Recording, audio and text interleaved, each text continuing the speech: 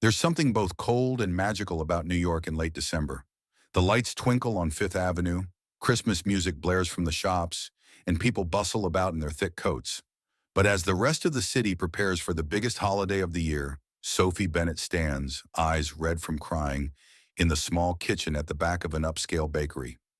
Sophie, 26, is an ordinary girl with a warm smile that makes customers feel comfortable even on rainy days. She has worked at the famous bakery Maison de Sucre for 3 years, starting as a dishwasher, then gradually being trusted to prepare cakes, decorate cakes, and sometimes take care of special orders. She has a strong passion for baking and once dreamed of opening a small shop named after her mother, who passed away when Sophie was in high school. Sophie arrived early every morning to wipe down the counters, make coffee for her coworkers, and prepare the dough. She was always willing to work overtime without being asked, and she never said no to anyone who asked for help. Despite her difficult life, living in a small rented room in Brooklyn, sending money home each month to her brother in college, Sophie never complained. She believed that kindness would lead her in the right direction, no matter how long the road, until that fateful morning. A special order for a VIP customer, a famous businessman, was delivered wrong. Instead of the strawberry mousse he had requested, it was a chocolate cake that Sophie had just finished making and had the wrong label. The customer was so angry that he shouted in the middle of the shop, demanding to see the manager. All eyes turned to Sophie, the only person in the kitchen at the time. "You wrote the label wrong? I told you so," Beth, the shift leader, said loudly, her voice cold as if she had just found a reason to get rid of Sophie. I, I remember checking carefully. There might be a mistake." Sophie tried to explain, her hand clenching the towel in her hand, her heart pounding. "There can be no mistakes on a VIP day, Sophie," the manager interrupted, not giving her a chance to finish. "You know the store rules. Such a mistake is unacceptable." Before she could understand what was happening, Sophie was asked to sign a termination form. She was stunned, speechless for a moment, unable to believe that a job she had devoted 3 years to could be over in a matter of minutes, because of a mistake that may not have been her fault. On the way out of the bakery, a light snow began to fall.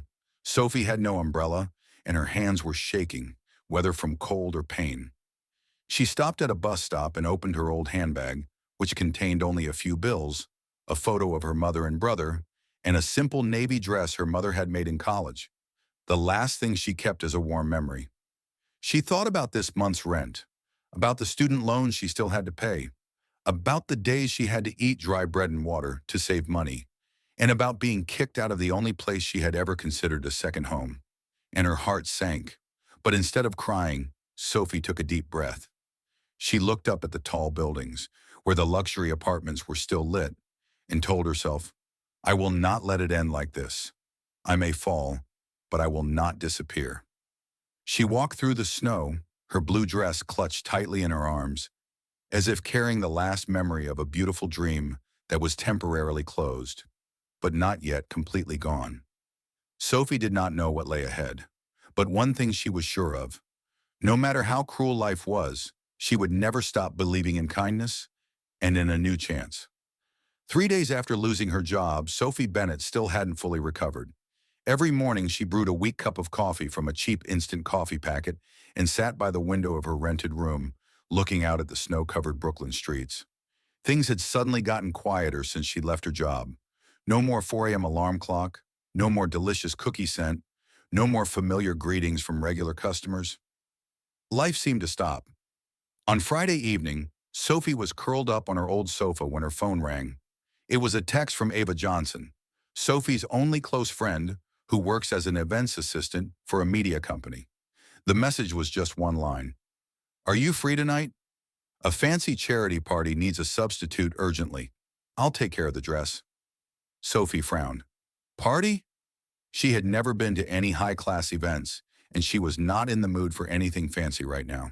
But Ava was the rare person who was always there for Sophie when she was down. So she texted back, "If there is really a shortage of people, I will go." Sophie never thought that with just one step she would step into such a different world. A world of silk, crystal glasses, and people who could buy anything, except real feelings. Yet now she was standing in the banquet hall of the Plaza Hotel, wearing an emerald evening gown that hugged her slim figure, her eyes silently scanning the room. And he saw her. Across the room, Liam Carter, CEO of Carter Capital, who had appeared on the cover of Forbes at age 30, stood with an unfinished glass of wine. He was used to the presence of gorgeous women, but he had never seen anyone as captivating as this girl. Not because of her striking appearance, but because of the gentle loneliness hidden in her eyes.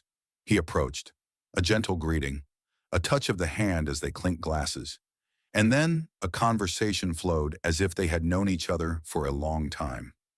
Sophie chuckled when Liam asked her if she believed in fate. "No," she replied, "but tonight I feel like I'm starting to doubt myself." He looked at her for a long time and before saying, "So, do you dare to let fate take you further?" Half an hour later, they left the party together, walking through the lit-up streets of Manhattan. Liam opened the door to his penthouse, not as loud and luxurious as Sophie had imagined, but warm, refined, and quiet, like himself. She walked in, her legs shaking slightly. Something in her heart was pounding, but she didn't want to run away. She had lived too long in the weary days, too long in the loneliness that no one touched. And tonight, someone actually saw her. Liam walked up behind her, gently brushed a strand of hair aside and whispered, "I don't want to rush you, but I've never felt like this, with anyone." Sophie turned. She said nothing. She just looked at him. And then she made the move. Her hand touched his cheek lightly, pulling him closer. The first kiss came like a breeze, softly, but then a storm. He held her with both hands as if afraid she would disappear. She responded with a longing she had kept hidden for so long. They kissed as if they had waited their whole lives for this moment. No calculations, no barriers, no past, no future. Sophie felt Liam's warm breath on her neck. Every touch, every line he passed made her shiver.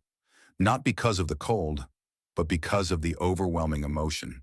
The dress fell to the floor as gently as a leaf. She felt no shame. She had never seen herself so beautiful, looked at by a man's eyes full of appreciation. He kissed her shoulder, then down her back. Everything was slow, gentle, as if he were reading every line of her body with his heart. On the white silk bed, their bodies blended together in heavy breathing, in soft moans that only the two of them could hear. Each squeeze of the hand, each hug seemed to hold on to a moment that could never be repeated. And then, after all, they lay side by side. She rested her head on his chest, listening to his steady, warm heartbeat like a call from far away. He gently stroked her hair, whispering, "If this is a dream, then I never want to wake up." Sophie smiled and closed her eyes. No one mentioned tomorrow. Just tonight, a night they both knew would change their lives forever. The city lights shone through the thin curtains, creating patches of light and dark intertwined on the bodies of two people who had just passed a nameless, promiseless night. The luxurious room on the top floor of the Langham Hotel became silent, with only the sound of gentle breathing and slow heartbeats after moments of passion. Sophie lay on her side, her head resting on Liam's shoulder. She never thought she'd be able to sleep peacefully in the arms of a stranger. But tonight, she felt like herself, unencumbered, unafraid. His hands were gentle, his voice was deep, his eyes held a kindness not often seen in someone like him. A famous, cold, powerful CEO. Liam stroked Sophie's hair, watching her in the dim light. There was something different about this woman. Not her looks, not her charm tonight, but a feeling of safety, closeness, truth. He had never felt so vulnerable before, but when he looked into Sophie's eyes, he couldn't stop. There was something in them, the hurt hidden behind the strength, that made him unable to look away. "Who are you?"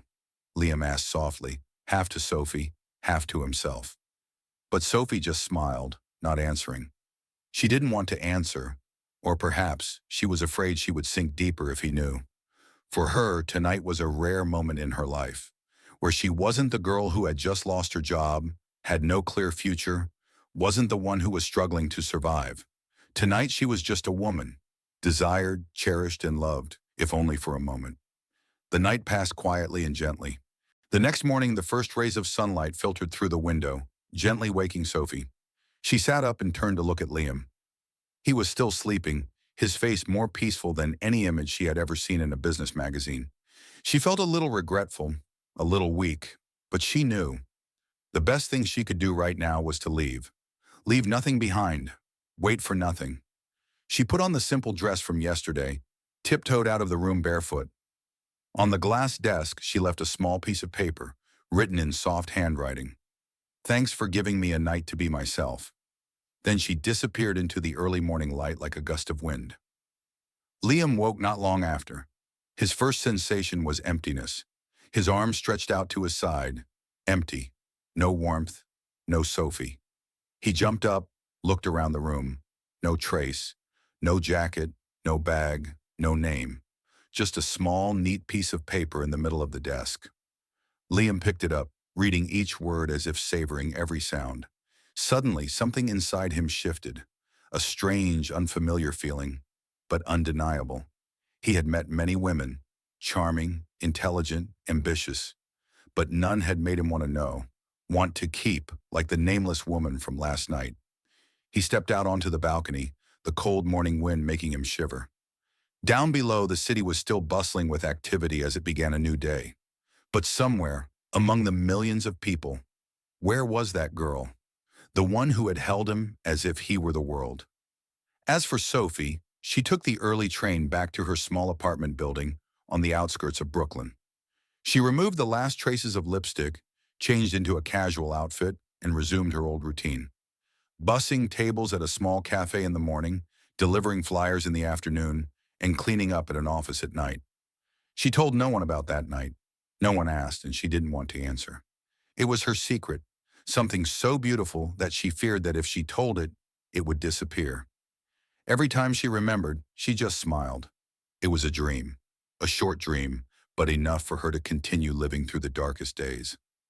And Liam, for the first time in his life, a man who thought he had it all, realized that the most precious thing in his life had just walked out of him without him having time to grab it. A month had passed since the night Sophie left the penthouse that she thought would be a blur in her life. Life had returned to its normal course, temporary, hard, but peaceful in its own way. Sophie had taken a temporary job as a kitchen assistant at a charity project run by a nonprofit organization. The job wasn't glamorous, the pay wasn't high, but she found in it a sense of being herself, not trying to be good enough for anyone, not maintaining a perfect appearance, just living. That morning, the kitchen was filled with the usual sounds of knives and chopping boards, the smell of steaming broth, and the laughter of volunteers. Sophie tied her hair back into her mesh cap, rolled up her sleeves, and began sorting the vegetables. Little did she know, just a few steps away, Liam Carter, the cold and powerful CEO of Carter Group, had just stepped out of a shiny black SUV, along with a few assistants and people from the marketing team. He came to check on the progress of the cooperation project between the corporation and this charity, but no one knew. For Liam, this trip had another reason: the faint hope of seeing the girl who had kept him awake for weeks. Since that night, Liam could not get Sophie's image out of his mind, her clear smile mixed with a bit of reserve. The way she listened to him silently, her gentle eyes and warmth made his heart, armored by business and power, feel fragile for the first time. He tried to find her. He spent the next week checking her employee records, but all the clues were vague. She left nothing behind. No phone number, no address, no sign of wanting to be found. And Liam, who had always been proactive in everything in his life, suddenly felt helpless. He didn't want to force her, but he couldn't let go either. As he entered the center's large kitchen, Liam was listening to a staff member give a presentation on meal distribution when his eyes stopped, froze, when he caught sight of a familiar figure. She was chopping onions, so focused she didn't notice his presence. But Liam stood frozen, his heart pounded, an unfamiliar feeling running down his spine. "Sophie?" he called softly. The call was not loud, but it was enough to make her turn back. In that moment, time seemed to stop. Sophie froze.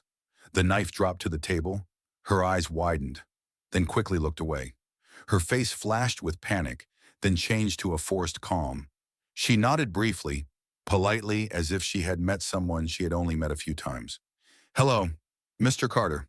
The way she called him by that unfamiliar title made Liam's heart ache. He recognized the invisible wall she had built up, and it was thicker than he had thought. You work here? His voice was slow, trying to stay calm. Um, just temporary. She smiled lightly, but her eyes were not happy. Liam didn't say anything more at that moment, but his eyes never left her, and his heart was already made up. He will approach her, not as a powerful CEO, but as a man who has lost his most precious possession and is now trying to find it again. Ever since their unexpected encounter in the kitchen of the charity center, Liam couldn't stop thinking about Sophie. She was still the same, simple, gentle, but there was something about her that increasingly captivated his mind. Unlike the women who had appeared in Liam's life with their designer dresses, perfect gestures, and calculating eyes, Sophie was a breath of fresh air. Plain, sincere, and so real that it made him feel like he needed to be better. He started coming to the center more often, claiming to be concerned about the progress of the project. But really, he just wanted to have a chance to see her every day. At first, Sophie kept her distance. She was always polite, gentle, but her eyes always had a protective veil. Liam understood. That night might have been a mistake for her, or something she wanted to forget.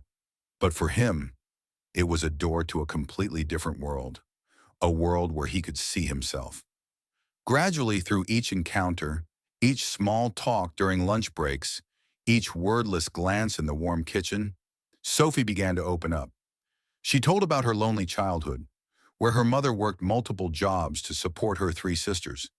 She wanted to learn how to bake professionally, dreamed of opening a small shop on the corner where she could bake cakes and tell stories to regular customers. But life is not always kind to dreamers. A family bankruptcy dragged her to the bottom. She dropped out of college, was in debt, and plunged into a life of endless struggle. Liam was silent as he listened to her, his eyes fixed on her face, the girl who was both strong and strangely fragile. Once, after hearing her tell him about her first failure when she opened a small bakery and was kicked out of the premises just because she didn't have enough money for the deposit, Liam sat still for a long time, his hands clenched. He realized he wanted to do more than just listen. He wanted to be the one standing behind her, the one who helped her fly when her wings were tired. But he also knew she would never accept pity, and rightly so. When Liam handed her a file, an investment proposal for her to reopen the bakery, Sophie looked straight at him, her eyes glistening not with emotion, but with pain. If you're helping me out of pity, then don't, she said softly. I need opportunity, not favors, and I don't want to be someone's salvation project. The words were like a knife to Liam's chest, but they were also a wake-up call. He realized what he felt for her wasn't pity or a fleeting crush. It was love, deep, true, and worth the risk. Liam sprang into action. Not only did he quietly buy the old premises where Sophie had dreamed of opening her bakery, but he also secretly paid off her outstanding student loans under the name of a fictitious scholarship organization. But at the same time, he braced himself for what he knew would happen. The reaction from his family and the board. They wouldn't accept it. A woman who used to be a waitress, with no education, no status, wasn't worthy of Liam Carter's status. Do you want to ruin the company's image? A board member spoke up in the meeting. Liam stood up. His face was calm, his eyes determined. I would rather lose my reputation than lose the woman I love. News of the relationship between the famous CEO and the unknown girl began to spread. There were compliments, sarcasm, and even doubts. But Liam did not hide. He held Sophie's hand through all the gossip, proving with his actions that love does not need public approval. One weekend morning, in the middle of a small, warm space, Sophie hung up a new sign. Sweet Haven, sweets from the heart. Her first bakery, simple, the smell of butter and milk wafting through the air, apple pies lined up in glass cases. She stood behind the counter, smiling brightly, wearing an apron embroidered with her name. Liam entered the bakery carrying a bouquet of lavender flowers that he knew Sophie loved. She turned around, her smile as bright as the morning sun. There was no distance, no hesitation, just two hearts finally finding each other. He stepped up to the counter, looking her straight in the eye. "I didn't come for the cake," Liam said softly. "I came to ask you something." Sophie paused, her heart pounding. Liam knelt down and pulled a small velvet box from his pocket. He opened it to reveal a simple, delicate ring, but it was the look in his eyes that made her choke. "You came into my life gently, but left an indelible mark. Will you be my wife, Sophie?" Tears fell down her cheeks, not from sadness, but from overwhelming happiness. She nodded, her hands shaking as she held his. The wind chimes rang as the first customer entered. Inside the shop, two people hugged each other, amid the unmistakable smell of baked goods and the sweet scent of love. Thank you for following the story. If you love emotional and surprising stories like this, don't forget to subscribe so you don't miss the next journey. See you in the next video. Love.